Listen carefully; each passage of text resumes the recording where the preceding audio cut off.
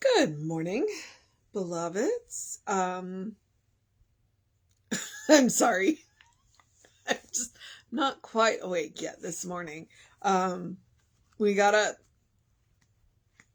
We're getting really close to the time change, so it's like my alarm goes off at 6:30, and the sun doesn't come up until 7:35. So we actually left for the walk to go do the walk before the sun came up. But it's completely cloudy, so we never even saw a hint of the sun. But still got the walk in. All right. It and because there is no sun, I'm definitely using reading glasses. All right. It is November 3rd. Our title is Step to the Edge and Fly. The first quote is, "Be strong and of good courage. Be not afraid, neither be thou dismayed. For the Lord thy God is with thee whithersoever thou goest." Joshua 1:9. To overcome fear is the greatest adventure in the mind of people. And that is Science of Mind, page 404. Helen Keller said, "Life is either a daring adventure or nothing." Dr. David Viscott, in his book Risking, says, "If your life is ever going to get better, you'll have to take chances." What would life be like if you never took a risk? You'd never ask for a raise. You'd never make a friend. You'd never fall in love. All true. I attended a workshop in Santa Barbara several months ago, and when the time came during the workshop for each of us to talk from the podium, I felt loving concern for my friend who was experiencing I felt loving concern for my friend who was experiencing terrible stage fright. She sat through everyone else's talk, enduring an inner trembling which she whispered to me was making her ill. Inevitably, my friend became the focus of attention when everyone else had finished. She took a deep breath and walked to the microphone. Had she been risking her life, her terror could hardly have been worse. If she had performed poorly, we would have loved her still. But she spoke from her heart with love and humility and truth. The few of us who knew her fear had tears of pride in our eyes, and her round of applause was the loudest and longest of all. She had risked, and she had won. People who live on the cutting edge of life are continually risking, sometimes quite a lot. These are the vital, the exciting, the growth-oriented people who make things happen and who refuse to let fear keep them from risking. Let's each one of us start now to overcome our own fear. Today, I look my fear in the face and know that it has no substance because God is with me. I spread out my wings, for I am confident I can fly. And it's our mystery writer. It's AD, and I have no idea who AD is because AD is not listed in the front of the book where all the other authors are written. So I don't know who AD is. But it's true. And I do like to think of life as a grand adventure. And I admit that I have that personality, though. My partner is kind and cautious and caring and is constantly running behind me as I'm about to jump off a cliff. So he's constantly running behind me with a parachute going, "Don't you think you need this?" And I'm like, "No, I'll be fine." I like to do that. I used to have one of my sayings used to be, "I'll try anything once." I am now of an age where I have amended that. There are a few things that I am not willing to do, but so I now say I will try almost anything once. I love to have new experiences. I'm working on, so I'm doing the Sunday, and my title is What's in an E. And if you're watching this, you're going to get a preview because one of my E's is exploration or experience or explanation, or that may be all three of them. I'm not sure right now. And that's what I like to do. And you can't explore if you don't you can't explore if you're not willing to take a risk. It's like, I want to go new places. I want to meet new people. I love new people. I love talking to new people. I love talking to people that I've known for a while. But the interesting thing about the dichotomy of my partner and I is simply the fact that if I don't know you, I'll talk a lot more, but as I get to know you, I get quieter, whereas my partner is exactly the opposite. He's very quiet until you get to know him, and then he'll talk nonstop, which is not always the case, because I've seen him out at fair where he'll talk to anybody out there about, the subjects that we have a tendency to talk about in the shop that we work in. And so that's part of the risk. It's like, how do you make a friend? Well, the first risk is saying hi, and opening up and letting somebody see a little bit more of you than your public mask. That's how you make a friend. And yes, it's a risk. Same thing with falling in love. It's like, you've got to show people more than just your public mask. It's one of the things that I like about traveling, because you can experience new places and new climates and new foods and new clothes and, and all of that. And so you get to have these experiences, and that's what makes life an adventure. And that's what makes life worth living. And honestly, if I was going to get right down to it, if I was going to tell you what your purpose in life is, that's exactly what your purpose in life is.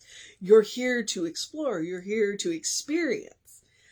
And what I like to say, I want to look up my, research and methodology teacher's name, because I cannot remember it right now. But he talked a lot about knowledge. And here's the thing, knowledge and data and information are all the same thing. Until you apply them, they're not useful. It's like, you can collect all of the knowledge you want, but until you actually apply that knowledge, it's not useful. And how do you apply that knowledge? Well, you go out and do, and then you have an experience. And then that's where wisdom comes from. That's exactly what wisdom is. Knowledge applied, data applied, information applied. And so that's what's really cool about life, about exploring life, about going out and having all of those experiences. And then you go, oh, well, this is really cool. I'm kind of excited about this. And so, yeah, that's who we are, And so step up to the edge. And it reminds me of that meme where with the bird, it's like the bird doesn't have to worry about trusting the branch that it's sitting on, because it trusts the wings. So if the branch breaks, no big deal. The bird's going to fly. And that's who we are. We get all worried and concerned, and we're all concerned about the branch that we're sitting on. It's like, you don't have to worry about the branch you're sitting on. You've got wings, fly. But it does mean taking a risk. I love Douglas Adams. And if you've ever read anything by Douglas Adams in his So Long and Thanks for All the Fish, it may not be that book, but the Hitchhiker's Guide to the Galaxy series, he makes a comment about flying, and it's just falling with style. And so that's what a risk is. It's falling with style. It's like, go out and try something. I'm just going to hear all these quotes. Sometimes I forget how many quotes I know. A master has failed more times than an apprentice has even tried. A failure is never really a fail unless you don't learn anything. So take the risk. Try something new. Speak to somebody new that you don't know. Or if you work retail, we do that all day. Try a food that you haven't eaten before. I was talking to somebody, and they were talking about pickled. Oh no, I know who it was. He was talking about how a food that he really dislikes is pickled, or is canned beets, and I was just like, I never ate beets growing up, ever. I think it must be a food that my parents hated. but there's this little Mediterranean restaurant that I go to, and they have pickled beets. Well, it's a food I've never tried. It's a food I've never seen. And I was like, so I took a risk one day and tried it and went, hey, I love this. This is fantastic. Have I eaten canned beets? Am I going to? No. Well, that's not true. I may have. Because another one of my friends makes a beet salad, and we used to do the blood drives at the church. And I can't say that she didn't eat, but it was, again, I took a risk. When we had our latest show, there were a lot of,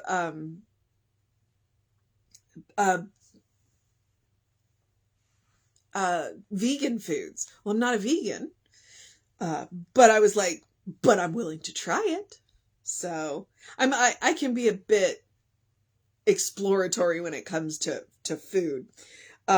So, it's like, and that's one of those things where, especially when somebody tells me how much they hate a food, or I was that person in school where, if you hated a professor, then I'm kind of like, well, I want to go take that professor's class now. Especially if you thought the professor was hard. And that's just who I am. And so I do think life is a grand adventure, and I trust my wings. Because I know that, sometimes flying is just flying is just falling with style. So to go out and try something new. You want a mission today? There it is. Because the title is Step Up to the Edge and Fly. Try something new today. Whatever it is, your mission today, should you choose to accept it, is to try something new. Remember who you are. Remember who you are. You are a divine spark. You are a divine spirit. You are God having an experience of itself. And that is your purpose in life. To be here and have that experience, and to explore and to learn and to grow and to become more fully who you are. And one of the ways we do that is by exploring, by, reaching out into and trying something new. So your mission today, should you choose to accept it, is to try something new.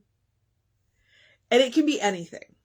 It can be a new food. It can be a new exercise. It can be a new experience. It can be talking to somebody new, especially somebody that you've seen before, that you think looks interesting and you've been slightly intimidated by. Try something new. And remember that it's only a failure if you fail to learn something. That really is what it is. And the cool thing is the other thing that I suggest, doing something loving for yourself, doing something kind for yourself, doing something compassionate for yourself, that can look like doing something new as well. The definition of insanity is doing the same thing over and over again and expecting a different result. So sometimes when we have hit our head against the same wall too many times, it's time to try something new. And that can be a very loving, very kind, very compassionate, because you're going to get a different result. And so, I can turn anything. I can turn anything. But it can also, because that's what, that practicing that loving, kind, compassionate on yourself, you are your best subject. And sometimes the best way to practice that is to try something new. It's like, okay, I've been doing this style of meditation and it works, but you know what? I might like this one better. And so let me try this one. And you can try it for a day. You can try it for a week. You can try it for a month. It does take, they say, about 21 days to create a new habit. So, if you like it, definitely stick with it. But you could also take a week and try a different meditation technique every day. that's one of the things that we did in Practical Mysticism, is every week when we had class, we would try a different meditation technique so that we could find something new. And that is, again, about exploring. So I guess I really am thinking about what my Sunday service. I started working on it last night. So yeah, loving, kind, compassion. Practice on yourself. You are your best subject. You will give yourself good feedback when you practice this. And so when you meet people who need a little extra, you've already practiced on yourself. You've created that bank. You have extra to share. So yeah. And remember, it's also about enjoying life. And one of the ways that we can really enjoy life is to have new experiences, to go out and try new things, because we might find something that just turns our life on its head and makes it really amazing. Okay? So eat dessert first occasionally. So, all right. Yeah. Practice on yourself. Love, kindness, compassion. You deserve your own love. You deserve your own kindness. You deserve your own compassion. And when you practice on yourself, you are consciously plugging into an inexhaustible source of it. So there's also the usual, which is to do something to engage your mind and your body, whatever that looks like for you, to work, to drink plenty of water. Hydration is super important. Maybe I need another glass. Also, to get that early in your day bright light. It's been really cloudy here for the last few days. So I've been leaning into the artificial light, but hey, you know what? And bright light is my friend. I've discovered that. When we did the Samhain celebration, I made it a point where my book was in the sun and I didn't need the reading glasses. And so that's one of the things that I'm going to be looking at the lighting. I'm gradually looking at the lighting in my house going, well, it could be a little bit brighter. The need for the dimmer lights because I have pale eyes is warring with my need to be able to see and read. It's interesting. All right. And also, the last thing, well, it's not the last thing. I'm a minister. You always know you're going to get 10 more minutes when the minister says, and one more, the last thing, in the words of Ernest Holmes, open the windows of your soul. Allow the breath of heaven to remind you do live in heaven right here, right now. Because it is a superpower that we come pre-installed with. It's a state of mind. It's a state of consciousness. It is something that we can create for ourselves. And sometimes we can do that by trying something new. Yeah. Yep. And also by taking Emma's advice. Look for the good and praise it. The amazing thing about good is the more you look, the more you find, the more there is. Sometimes it's the act of looking for good where we create it for ourselves. Which goes back to one of my E words, which is exploration.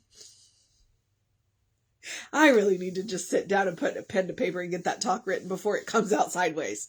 Before you get it, before I do it on Sunday. All right. So you got your mission, you got the spiritual practice of loving, kind, and compassion. Here's where I'll do that social media thing. We are Creative Life Spiritual Center. We are Creative Life Spark. I did say, if you want to know what's going on in the center, to email info@creativelife.org. I don't click the hot links in the email very often. I try and open the email every week because generally I need something out of it. And, but I was in a meeting last night and one of the people said, here, look at this. This is really cool. And she clicked the hot link for the play links to YouTube for the soul sessions. And there they are, just lined out so you can see all of the amazing things. So click the hot links in the email. That Constant Contact's got a lot of good information in it. It's good. And if I didn't say it, I'm the Running Rev Ryan on the social medias that I am on. Including YouTube, because I archive these talks on YouTube. All right, beloveds. I do need a drink of water. But I'm going to encourage you to have a great day, a wondrous day, a fantastic day, a magical day, an enchanting day, a wonder-filled day, a stepping off the edge and learning to fly day, a trusting your wings day, a good day. And if that is too much pressure, simply have a day, because you are enough just as you are. As I have said before and will continue to say, you are a beloved child of God. You are a beloved spirit in whom God is well pleased and well represented, always and forever. All right, beloveds. Reverend David should be on around 5 p.m. with you. I should be back with you around 9 a.m. because tomorrow is Friday. And then all bets are off on Saturday. It's Heroes and Villains weekend.